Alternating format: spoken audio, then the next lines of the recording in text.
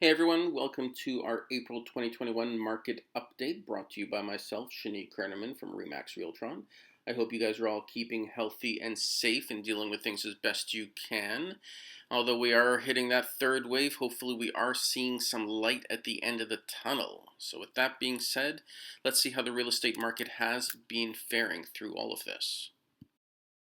If we look at the overall number of transactions, we've experienced almost 16,000 residential transactions in the month of March. That's up a whopping 97% over this time last year.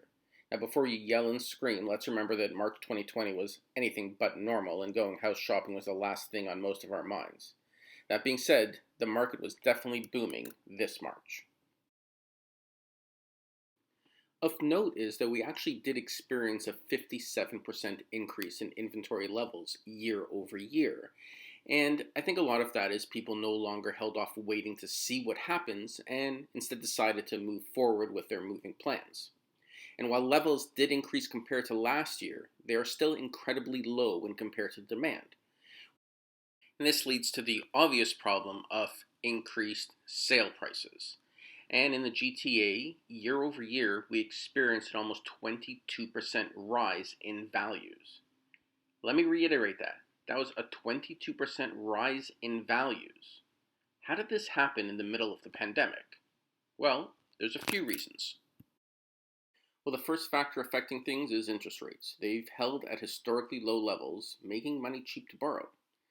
Next factor is our health, and while the COVID numbers across the GTA have unfortunately been trending the wrong way, the real estate industry was able to instill many new health guidelines in our business and shift much of our business virtually. This allowed many people to continue their home buying plans while still keeping safe. Then, of course, we have the pleasure of spring, some longer daylight hours and better weather, which always gets people out house shopping. And lastly, we get to inventory, and this is where we get into the main culprit driving our marketplace, causing buyers nightmares and pushing values out of reach for most. We have a supply and demand issue and no real solution for it.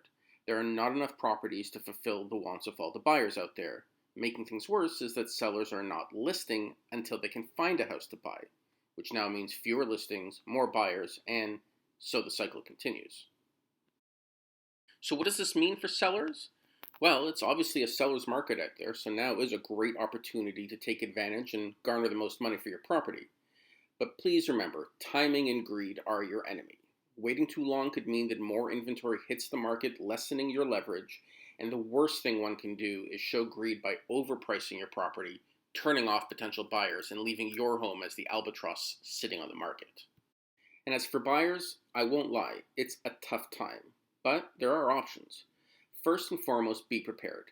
Have your financing in order, know what you want, and be ready to move when the right place comes along. And even more important in this kind of market is having an experienced and connected agent working on your behalf. Many of my buyers this year have been finding their perfect home not on the MLS, but through access to off-market listings, exclusive listings, private sales, coming soons, etc. This comes from me being in the business for over 15 years and being well connected. So make sure you have the right agent working for you, one who has the right experience and the right connections to give you a leg up in this crazy market.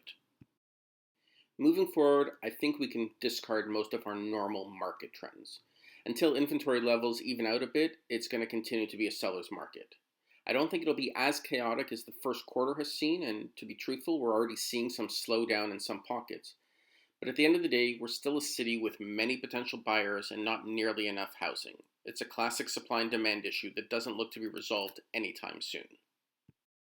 I know it can seem very chaotic out there, but don't forget, you do have a friend in real estate, and whether it's inquiring about the current value of your home, questions about market trends in general, or just wanting to set up a plan to start your home buying goals, I'm always available to talk and guide you through it. Be safe out there, and I hope you have a happy spring.